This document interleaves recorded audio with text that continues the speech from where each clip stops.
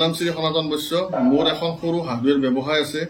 মোৰ ব্যৱসায় বঢ়াবৰ কাৰণে মই বহুত বেংকত লোন বিচাৰি গৈছিলোঁ। কোনো বেংকে মোক মৰ্টগেজ নোহোৱাকৈ লোন দিয়া নাছিল। অৱশেষত মই ইণ্ডিয়ান অভাৰচিজ বেংক নলবাৰী ব্ৰাঞ্চত গৈ তাত মই কোনো ধৰণৰ মৰ্টগেজ নোহোৱাকৈ এটা মুদ্ৰা লোন লওঁ আৰু তাৰ পৰা মই ব্যৱসায় ভালদৰে চলাই আছোঁ। তাৰ বাবে মই ইণ্ডিয়ান অভাৰচিজ বেংকক ধন্যবাদ, লগতে চৰকাৰক ধন্যবাদ জনাইছোঁ।